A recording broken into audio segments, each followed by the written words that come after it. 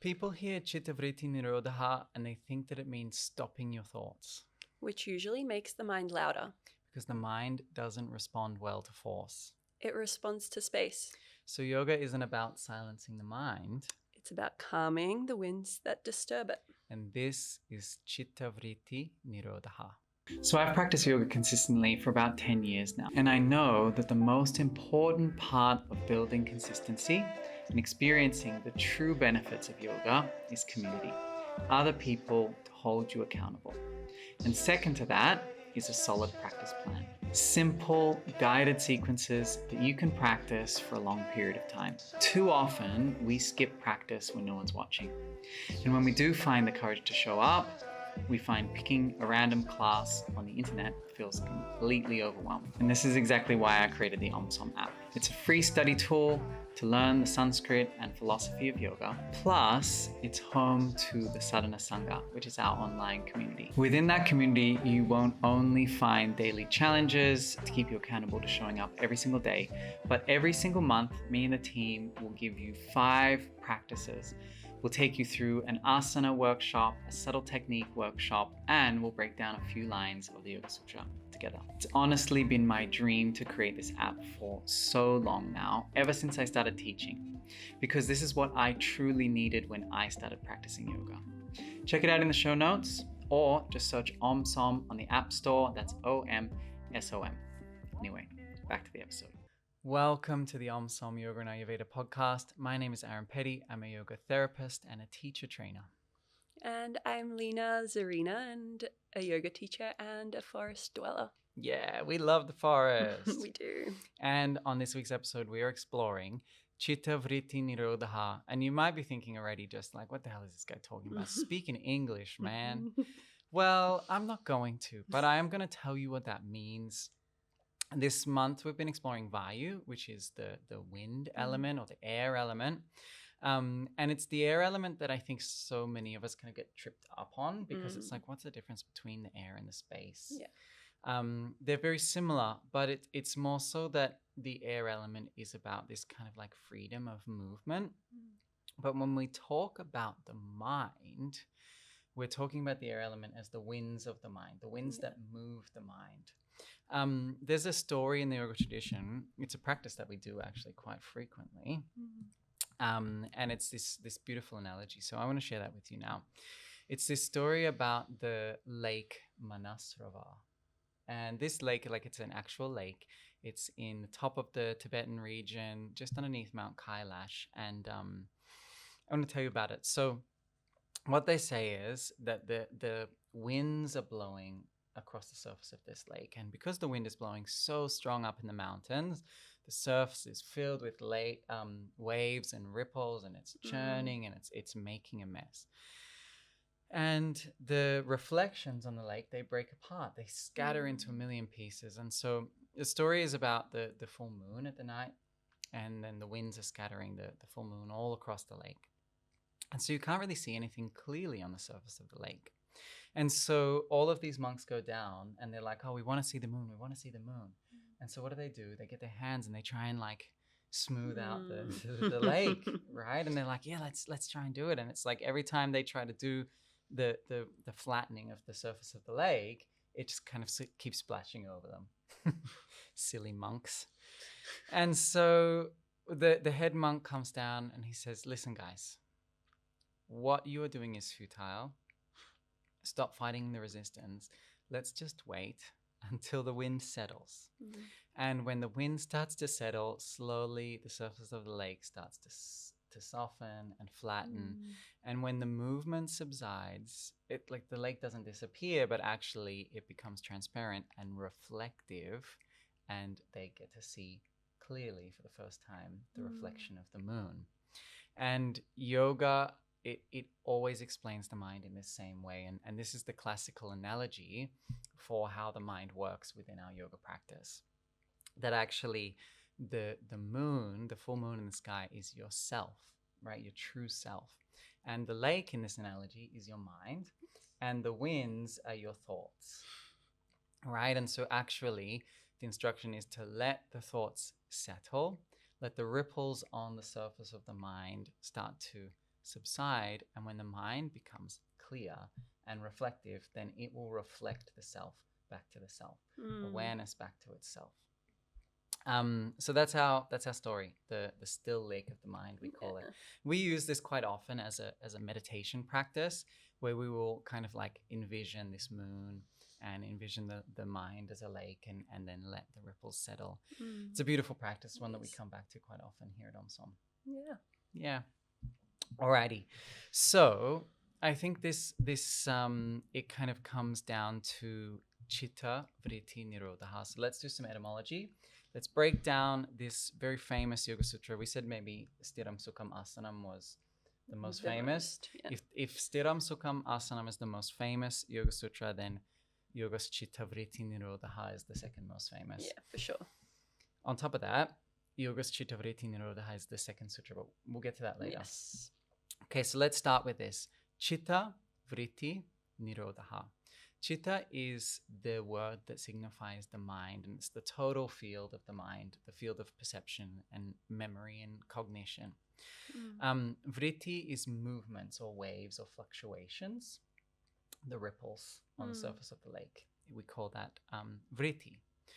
And then Nirodhah means to cease, to end, the cessation of that. Yeah. And so when we put those three things together, Citta Vritti Nirodhah, we're talking about the ripples in the mind, the thoughts in the mind coming to an end. Yeah. And so I think what's most important here, to go back to that analogy, is just to recognize that you can't forcefully settle the mind. You and I have come back to this so much in our last few episodes. We've talked all about the mind, but it's that is not possible. You can't just sit down and think, stop thinking, and then you will stop thinking. That's It doesn't work like that. No, it doesn't work like that. And so it's like we're not trying to suppress our thoughts, but we're trying to sit and wait and allow those winds to settle. That's the vibe. That's what we're looking at. And so it's like this really simple idea that our thoughts are not the problem. As much as we want to make the thoughts the enemy, they're not the problem. The problem is what? The problem is the agitation. Yeah, the frustrations that come straight after the thoughts. Yeah. And like the things that are influencing thought. So what could that be? It could be like sensory experiences, life happening. You know, we're doing lots of things out in the world, and it's like everything that we do leaves an impression on us, right? If you have a coffee, what happens? You're very stimulated. You're very stimulated, exactly. And then so it's actually the mind's not the problem, the thoughts aren't the problem, the coffee was the problem. Yeah. It's the external stimulation. Yeah. And it's like that external stimulation is what then agitates the mind. So where do we normally practice yoga? In stillness in silence. Yeah, in a studio. Yeah, in a studio. In a place that is intentionally quiet. Yeah. And not sensory overload. Yeah. We clear the space, there's nothing on the floor. We put on something calm, some music that's calm to drown out the outside noise. Everyone is quiet because by getting rid of that external agitation, we can then, if we sit and wait, the mind will start to settle as well. And so it's like that stillness comes through for us when the movement settles. Yeah.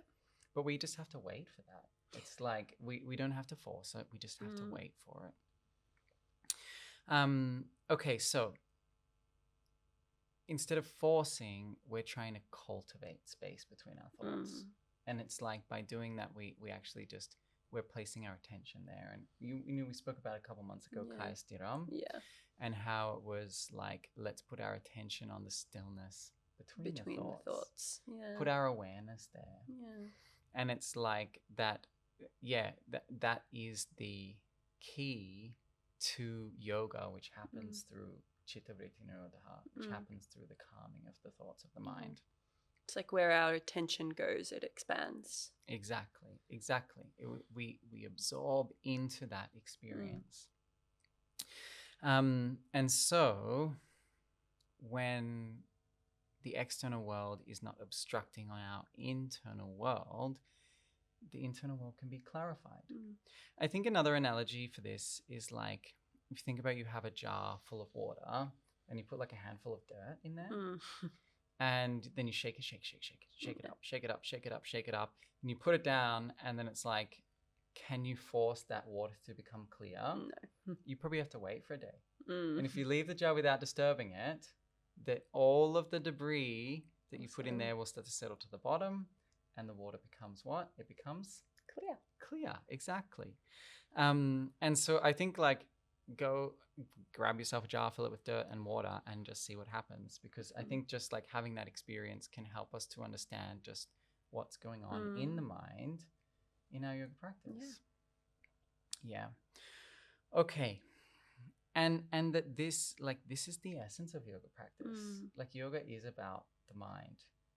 That's what it's all about. We think it's about all these other things, but it's actually just about settling the mind. And I think when we can come to an understanding of how does the mind actually settle, then we're set for yoga. Like, we have the idea, and then we can go and do the practice and allow the space for it. So do you want to tell me, Lina G, what are the first 3 Yoga Sutras? Nope. All right. I want you to tell me. All right. I'll tell you what the first ones are. How about we'll do this? I'll give you the Sanskrit and you try translate them. I'll do my best.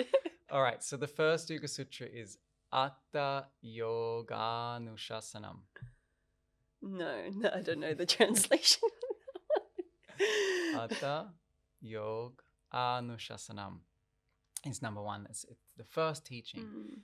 Yoga is now. Oh, of course. Atta is now. Yoganushasanam is the practice of yoga, or is the teaching of yoga. Yoga doesn't happen tomorrow. It doesn't happen yesterday. It can only happen now. It can only happen now. That's the first Yoga Sutra. The second one is Yoga's Citta Vritti Nirodhah.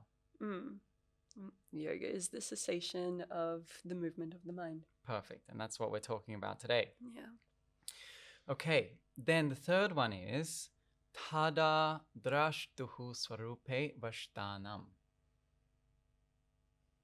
I have the cheat sheet here, but that's fine. Tada Drashtuhu Swarupe Vashtanam. Then the seer abides into its own nature. Nice. And what's the seer? That's your awareness, your consciousness. consciousness. It's the self. The self. So let's just do a quick recap. Yoga is now. Yoga is the cessation of the fluctuation of the mind. Then, i.e., once the mind fluctuations have settled, then the seer abides in its own true nature. The fourth one is Vritti Sarupyam Itaratra. I don't know the translation for that one. Vritti Sarupyam Itaratra. It means at other times there is identification with the movements. Right? Okay. So it's these 4 Yoga Sutras, they kind of have to go together. Yeah, yoga is now. Yoga is the cessation of the fluctuations of the mind. That's us defining what yoga is. After yoga, then the seer abides in its own true nature. And at other times,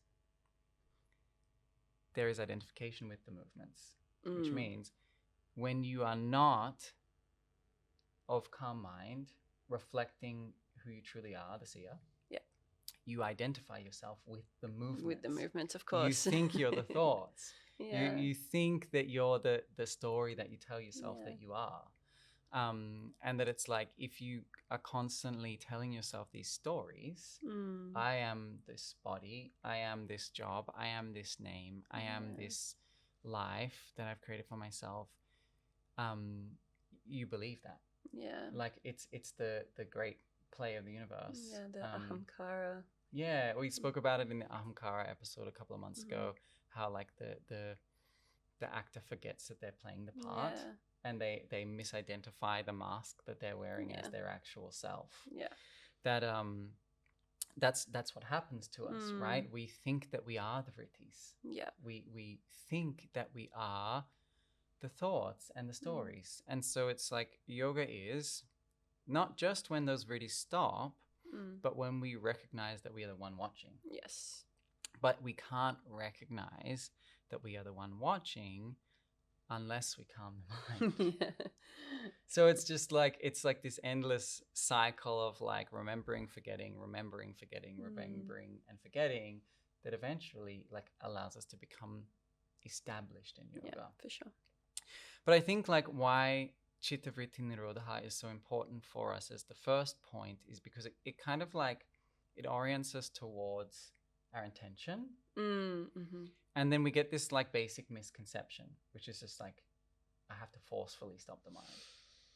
And it's like then even in Hatha Yoga, we think of Hatha as force. Yeah. Then we think that we have to force the mind to be quiet. But actually, we're doing the actions which require force, and then we allow the yoga to happen. Yeah. That it's like, yeah, this has to be our first step. And it's so common that people, do you ever get this? Like you teach a meditation class, do people come into meditation class and then like, you teach them the class and at the end they're like, yeah, it was really nice, but I couldn't stop thinking. Yeah. How often? At least one student per class. Yeah, and so it's this is the issue with yoga, that it's like we think that we're meant to stop thinking, which is true, but also not true. Yeah. Like the thinking needs to stop for yoga to happen. But it's not by force. We don't stop the thinking. Yeah. We let the thinking stop. You know, it's just like you can't go outside and ask the wind to stop. You can't push the wind away. It's like there's no force of nature that you are able to stop through force. Yeah, for sure. Maybe we could make some arguments against that, but for our uses, it's the truth. You can't force nature to stop, and so if the nature of the mind is to move, you can't force the mind to stop moving. For sure. You can only let it stop moving. Okay, so let's think about this in a more practical sense. How practically in our yoga practice, like what do we do? We find a point of focus, and I find that using your breath is the easiest because it's always present wherever we are, eyes open, eyes closed. That is always something that we can come back to, and just slowing it down. The more we can slow down the breath, obviously the slower the movement of the mind becomes, and then we can focus on the pauses at the start of the breath and at the end of the breath, and then we can lead that further in, deeper in. Okay, so it's like, and I think it's a really good point, because so often we're so engaged in the doing of the practice that we forget about the breath. And it's like yoga is always meant to be breath first. Asana second. Let the breath guide what you're doing in the postures.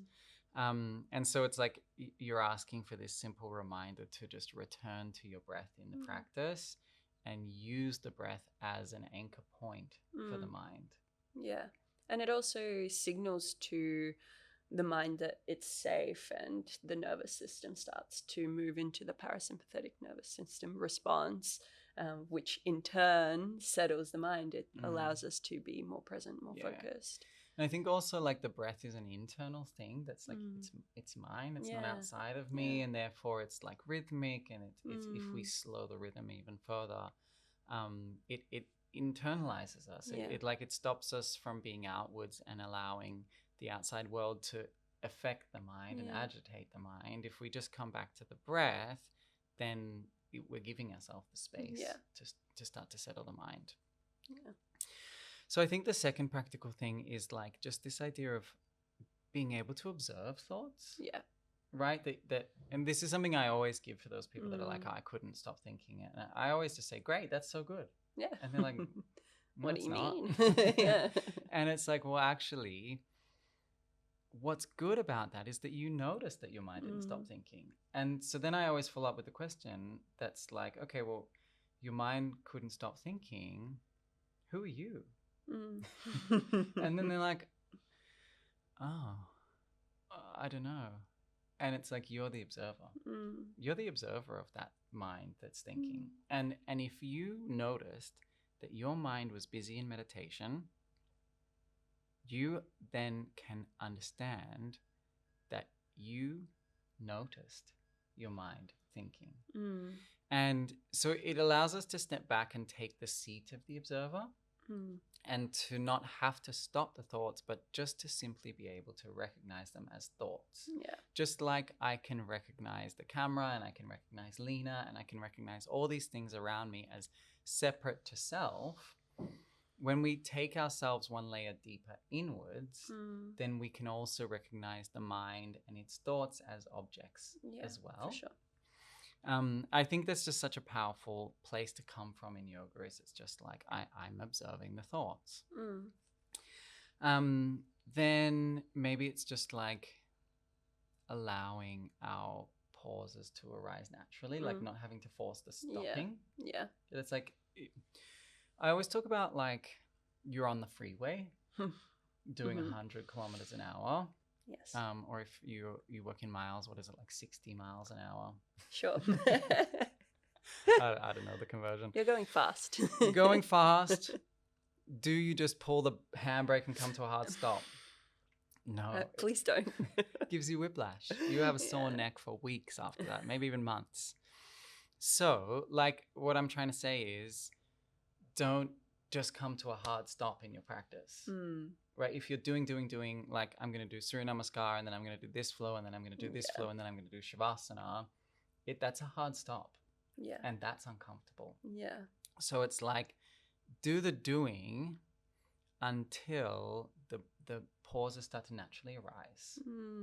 And when they start to naturally arise, when you find that little moment of like, oh, there's stillness, like hold on to it. Like let there be that stillness, and then maybe something will move again, and that's okay.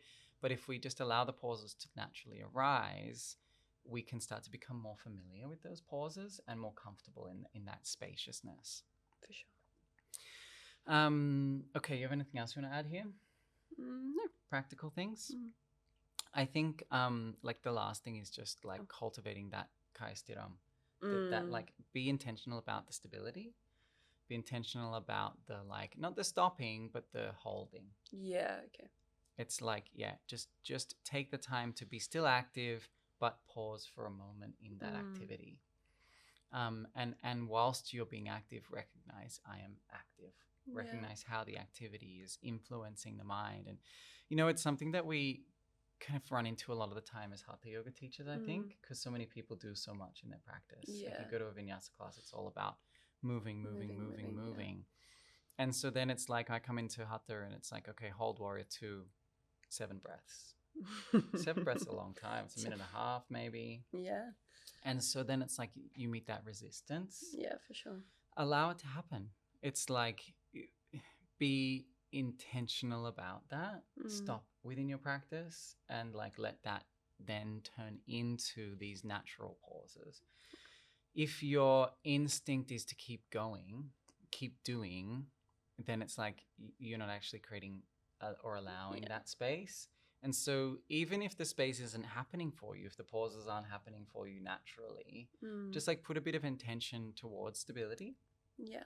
And if you put your intention there, as we said before, like where your attention goes, your mind will become absorbed. Yeah. If you put your intention into the stability, then you'll notice that the steadiness and the pause will expand. Yeah, exactly. Because you can't anchor yourself into the steadiness if you're already thinking about the next move. Yeah, exactly. I found that to be one of the most challenging things coming from my 200 hour, which was a vinyasa training, to then doing your 100 hour first. And I was like, oh my God, there is not much to do.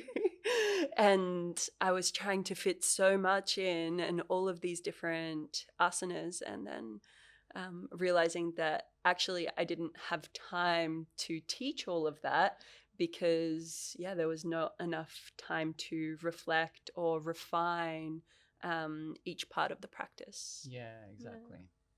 All right, what about in life? Like how do we bring this intentional letting of the mind to settle into our lives? I actually do this quite a lot. When I arrive somewhere, after driving in my car, I'll just sit in my car. Oh my God, I've seen you do that. It infuriates me. As your boss, it infuriates me. I'm just like, Lina, we started work 5 minutes ago and she's just sitting in the car. Because it allows me time to arrive. Yeah, no, I love it. I love it. I love the intentionality, but it does infuriate me, and that's a me thing. Don't get agitated by your mind. Yeah, and that's it. I think like we can learn over time to be less reactive. Yeah. And that it's like, yeah, like if you get there and you're like, all right, Aaron's waiting for me. I know that he's sitting there waiting for my meeting. Yeah, but if my mind is going 100 miles an hour, like I need to be like... Yeah, and it's like you're just reacting to the circumstances, which are me being there waiting for you.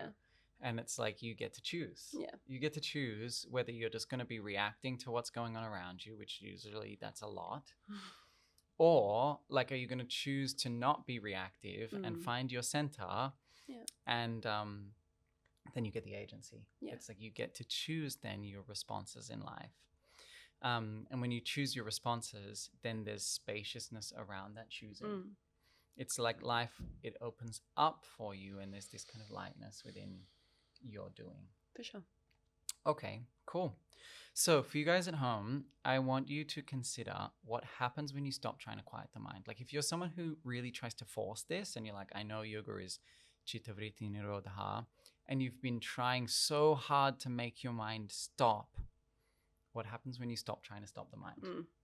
Yeah, just like instead just let the mind settle on its own. Let those things happen for you and stop trying to push and force that stillness on yourself. I think, there was a period in my practice where I was sitting in meditation for like 90 minutes a day. And I got to the point after that period, it was probably like 3-4 months. And I was just like, this sucks. Like my practice feels so rigid. Yeah. Like it really was not a nice practice. And like I was doing all the things. I thought I was doing the right thing. But actually it was so uncomfortable because it was just like I was forcing that on myself.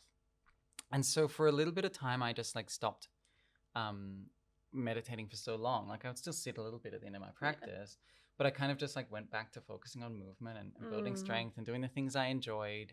And then I found that like actually what I was trying to force by sitting still, I found in doing. Yes. It was like my mind started stopping because I was just doing this repetitious thing that was semi-enjoyable and mindless. Yeah.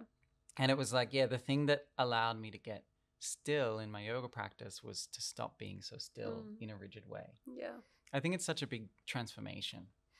So like if you are that person and you are trying to force the stillness, what happens if you just let go of that, let yourself move, let yourself do the things that you enjoy, and then what will happen, what will remain within the mind once you've given that up? Yeah. That's my advice. Let us know how you go with it. All right, that is all we've got time for today. We're going to move on to whatever's next. But before I let you go, I want to remind you that we do this out of the goodness of our hearts. We do not get paid to run this podcast. We don't have any sponsors. You'll know that our ads, they're just internal ads. I'm not telling you about the next supplement. I'm not telling you about something that you're meant to sign up to or the thing that's going to bring you health or the next AI revolution that will optimize your business. None of those things are coming out of my mouth right now. So all I'm asking of you is that you go and share this podcast. At the moment, we have about 2,000 to 3,000 like weekly listeners on the podcast, which is massive. Amazing. Like, thank you all so much for continuing to tune in to every episode. Like, it means so much to us. But we want to grow that audience. We want you to go and share this to the people who you practice yoga with, the people who you're doing your yoga teacher training with, the people in the studio that you go to. Just send them this as like a conversation starter. And then talk to them about what you heard from this episode, what they heard about this episode, and see if you can find a point of connection in that. And the other thing that we ask is that you just check out our website, www.omsom.yoga. You will find all of our upcoming offerings. Lina and I are going to be heading to Sri Lanka very soon, a couple of months' time.